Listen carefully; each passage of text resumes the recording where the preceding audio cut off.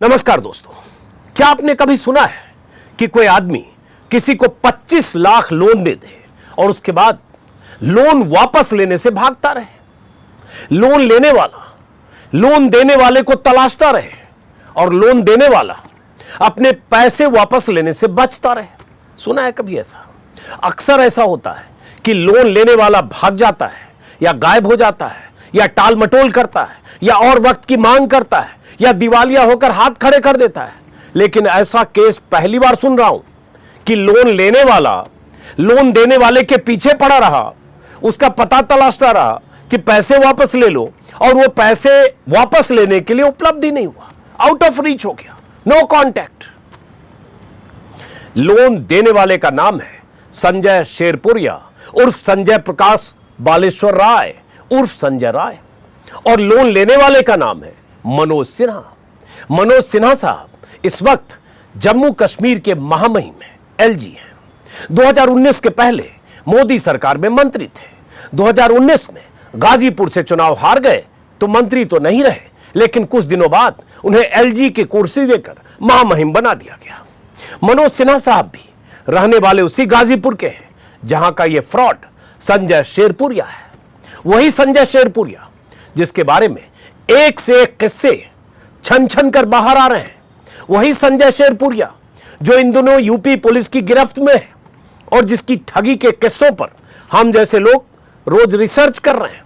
वही संजय राय जो दिल्ली के पावर कॉरिडोर में पीएमओ से लेकर संघ प्रमुख मोहन भागवत तक से अपने कनेक्शन बताता था, अपने बड़े बड़े लोगों से कनेक्शन की वजह से जाना जाता था, दिल्ली के वीवीआईपी सर्किल का जाना पहचाना नाम था, जिसकी गिरफ्तारी के बाद भी उसके बारे में जो खबरें आ रही हैं वो चैनलों से गायब है। जम्मू कश्मीर के एलजी मनोज सिन्हा को दिए लोन के बारे में इंडियन एक्सप्रेस ने परसों एक खबर छापी थी, लेकिन अभी यह पता चलना बाकी है कि सिन्हा साहब की तरह इस फ्रॉड ने बीजेपी के और किन किन नेताओं से लेन देन किया था। लेन देन का मतलब तो आप समझते हैं, वैसे यहां देन है, वहां से आया नहीं है लोन वापस। संजय शेरपुरिया की कहानी मैं कई वीडियो में आपको सुना चुका हूं, लेकिन इसकी मक्कारी की कहानी के कई अध्याय अभी बाकी हैं। लेकिन खास बात यह है कि न तो कोई चैनल इस महाठग की कहानी के पन्ने पलट रहा है, न ही बड़े बड़े अखबार इसे कायदे से एक्सपोज कर रहे हैं। चैनलों ने तो इस खबर को पूरी तरह से ब्लैकआउट कर रखा है। यूपी के अखबारों में कुछ खबरें छप भी रही हैं तो उतनी ही छप रही है जितनी एफआईआर में दर्ज है या पुलिस के हवाले से थोड़ी बहुत जो जानकारी मिल रही है। वो तस्वीरें नहीं छप रही है जो तस्वीरें छपनी चाहिए। इंडियन एक्सप्रेस ने जरूर 2 दिनों में कुछ खुलासे किए हैं, लेकिन उन खुलासों के बाद भी किसी चैनल पर यह खबर नहीं चल रही है। तो सवाल तो उठेगा कि इतनी बड़ी खबर चैनलों पर चलने से कौन रोक रहा है, या किसके डर से यह खबर नहीं चल रही है, या कौन इस खबर को दबा रहा है, या कौन नहीं चाहता है कि इन तस्वीरों में दिखने वाले संजय शेरपुरिया के बारे में देश दुनिया को पता चले। एक्सप्रेस ने ही बताया है कि पीएम मोदी, गृह मंत्री अमित शाह और संघ प्रमुख मोहन भागवत के साथ कई मौकों पर दिखने वाले इस महाठग ने मनोज सिन्हा साहब को 2019 के चुनाव के पहले 25 लाख लोन दिया था। मनोज सिन्हा साहब ने अपने चुनावी हलफनामे में अनसिक्योर्ड लोन का जिक्र भी किया है, लेकिन उस लोन को वापस नहीं किया गया है। सिन्हा साहब की तरफ से दलील यह दी गई कि लोन वापस करने के लिए कई बार संजय शेरपुरिया से संपर्क करने की कोशिश की गई। उनके हवाले से इंडियन एक्सप्रेस को किसी ने बताया है, लेकिन संपर्क नहीं हो पाया। झोल यही है, 6 साल 7 साल 8 साल पहले जब भी लोन दिया, संपर्क ही नहीं हो पा रहा है लोन देने वाले से। एक्सप्रेस की खबर में मनोज सिन्हा के बारे में यह भी बताया गया कि संजय राय शेरपुरिया से उनका 2015-16 के बाद से कोई संपर्क नहीं है। अब इससे यह पता नहीं चल रहा है कि मनोज सिन्हा को लोन कब दिया गया। अगर संजय शेरपुरिया ने इतने साल पहले लोन दिया तो यह कैसे मुमकिन है कि लोन लौटाने के लिए बेताब मनोज सिन्हा साहब कई सालों तक संजय शेरपुरिया से संपर्क ही नहीं कर पाए, जबकि शेरपुरिया दिल्ली से लेकर गाजीपुर तक घूमता रहा, पावर कॉरिडोर में घूमता रहा, मोदी जी पर दिव्यदर्शी मोदी किताब लिखकर विमोचन करवाता रहा, मंचों पर दिखता रहा, मंचों से संघ प्रमुख और बीजेपी नेताओं की मौजूदगी में भाषण देता रहा, हिंदू और हिंदुत्व के बारे में प्रवचन देता रहा। मनोज सिन्हा के इलाके गाजीपुर के विकास और उत्थान के लिए कथित तौर पर जी जान से जुटा रहा। राय साहब के नाम पर वहां बहुत कुछ करता रहा। लोगों को रोजगार देने के दावे करते हुए समाज सेवी का चोला ओढ़कर लगातार सक्रिय रहा, दिल्ली से गाजीपुर तक। लेकिन सिन्हा साहब उसका लोन वापस करने के लिए उससे संपर्क नहीं कर पाए। ये तो सिन्हा साहब और शेरपुरिया ही बता सकते हैं कि लोन देने और वापस नहीं लेने की कहानी क्या है। शेरपुरिया तो पुलिस के शिकंजे में, यूपी पुलिस के शिकंजे में। उम्मीद है मनोज सिन्हा साहब पूरी बात जनता को जरूर बताएंगे। मीडिया कोई उनसे पूछ नहीं रहा है, कोई चैनल उन तक पहुंच नहीं रहा है, टीवी के कैमरे जम्मू कश्मीर राजभवन के बाहर तैनात नहीं है। इस बीच हल्की बूंदाबांदी भी हो रही है। अगर होते तो सिन्हा साहब को बाइट देने में सहूलियत भी होती। कैमरा टीम तो पहुंचे राजभवन के बाहर कि सिन्हा साहब बताइए, लोन आपने लिया और 6 साल तक 7 साल तक लौटाया क्यों नहीं? अगर विपक्ष के किसी नेता से इतने बड़े ठग के कनेक्शन का खुलासा हुआ होता तो रिपब्लिक टीवी से लेकर जी टीवी तक के दर्जनों कैमरे उस नेता के पीछे पड़े होते। लेकिन जब बीजेपी के लोगों का कनेक्शन ऐसे नटवर लालों से निकलता है तो सबको साफ सूंघ जाता है। आज तो पता चला कि कई बड़े बड़े नौकरशाह इसकी संस्था में सलाहकार और डायरेक्टर है। आज के एक्सप्रेस में खबर छपी है। खबर यह भी आ गई कि शेरपुरिया के खिलाफ या शेरपुरिया के बारे में अहमदाबाद की स्टेट बैंक शाखा ने 300 करोड़ से ज्यादा लोन लेकर डिफॉल्टर होने की खबर के बारे में विज्ञापन दिया था। बैंक ने बकायदा अखबार में विज्ञापन देकर लोगों को इससे सतर्क रहने को कहा था। यह भी मैं वीडियो में बता चुका हूं। भुगतान करने के लिए 15 दिन का नोटिस दिया गया बैंक की तरफ से। लेकिन बैंक का यह विज्ञापन छपा है संजय शेरपुरिया की गिरफ्तारी के 2 या 3 दिन बाद।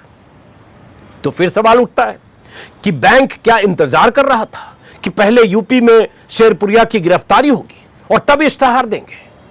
दिल्ली के अखबार में सिंगल कॉलम हुए इश्तेहार जो मैंने अपने वीडियो में विस्तार से बताया था।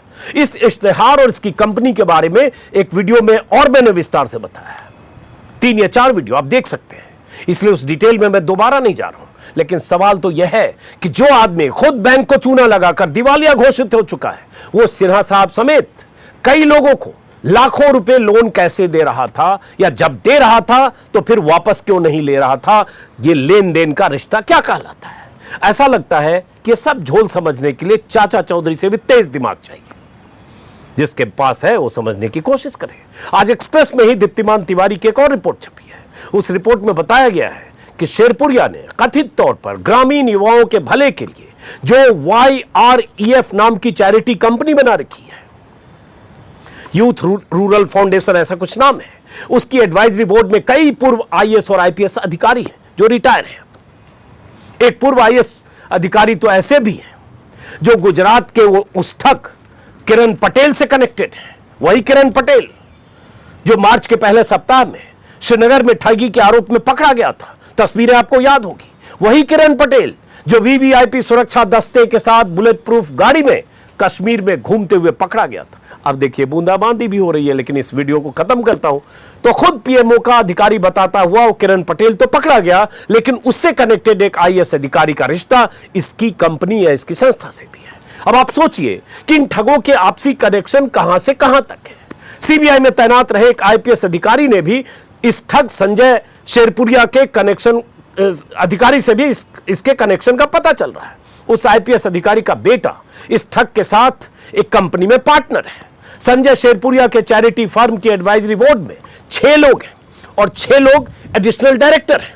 इसमें गुजरात कैडर के एक IAS अधिकारी भी हैं जो प्रधानमंत्री कार्यालय से भी जुड़े रहे। IPS अधिकारी भी हैं जो CBI से जुड़े रहे। नौसेना के पूर्व अधिकारी तक शामिल हैं। दिल्ली में PMO से लेकर सरकार के अलग अलग महकमों में नौकरशाही में कनेक्शन का हवाला देकर लोगों को झांसा देने वाला शेरपुरिया यूपी में कैसे पकड़ा गया, इसे लेकर भी कई तरह की कहानियां तैर रही हैं। किसी को लग सकता है कि जो आदमी सीधे मोदी और भागवत से कनेक्शन बताता हो, दर्जनों तस्वीरें सोशल मीडिया पर पोस्ट करता हो, पावर सर्किल पावर कॉरिडोर में घूमता हो, दिल्ली दरबार में जिसकी पहुंच हो, PMO से नजदीक रहता हो, उसकी गिरफ्तारी यूपी पुलिस ने कैसे की? एक कहानी तो वो है जो STF के हवाले से आई, जिसका जिक्र FIR में है, जो मैं 2 वीडियो में विस्तार से बता चुका हूं कि किसी गौरव डालमिया नाम के आदमी के खिलाफ ED में जांच चल रही थी। 100 करोड़ का मामला था, मनी लॉन्ड्रिंग का और विदेश से पैसा मंगवाने का, ईडी से पीछा छुड़ाने के लिए शेरपुरिया ने उससे 6 करोड़ मांगे।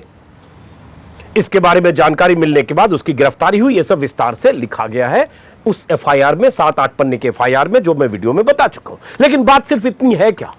दिल्ली में अगर ठिकाना बनाकर यह बंदा अपने नेटवर्क के जरिए बड़े बड़े खेल कर रहा था, तो केंद्रीय एजेंसियों ने अब तक इस पर हाथ क्यों नहीं डाला?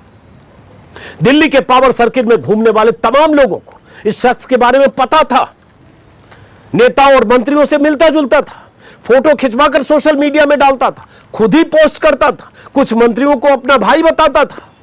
फिर अचानक इसके पीछे कौन लोग पड़े कि पकड़ा गया, और पकड़ा भी गया यूपी पुलिस की तरफ से, यूपी की एसटीएफ की तरफ से।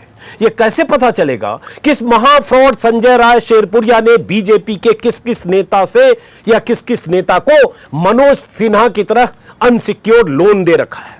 देश के कौन कौन नेता है जो संजय शेरपुरिया का लोन लौटाने के लिए मनोज सिन्हा की तरह उसकी तलाश कर रहे हैं कई सालों से, और संजय शेरपुरिया मिल ही नहीं रहा? देखिए, बूंदाबांदी हो रही है, वीडियो खत्म करना पड़ेगा। तो संजय राय 25-25 लाख लोन देकर भाग क्यों जाता था? मोदी पर दिव्यदर्शी मोदी नाम से किताब लिखकर पूरे देश में मोदी को अवतार बताता घूमता था, बड़े बड़े नेताओं के साथ उठता बैठता था, मनोज सिन्हा को नहीं मिलता था। अब जब पकड़ा गया है तो इसकी खबरें चैनलों पर नहीं चल रही है। और क्यों नहीं चल रही है, यह सवाल मैं बार बार उठा रहा हूं, हर वीडियो में मैंने उठाया, फिर कह रहा हूं। कहानी में कई किरदार हैं, पता चलना जरूरी है। गुजरात में इसका नाम संजय प्रकाश बालेश्वर राय था। इसी नाम से इसने कई कंपनियां बनाई, कई कंपनियां बंद हो गई। एक कंपनी जो कांडला एनर्जी के नाम से थी, जो डिफॉल्टर हो गई, उसके बारे में मैंने वीडियो में बताया। एसबीआई से लोन लिया, लोन डकार गया, बैंक विज्ञापन देकर कह रहा इससे दूर रहिए, 15 दिन में चुकाने का नोटिस भी दिया। इसकी पत्नी की भी तस्वीर विज्ञापन में छपी है।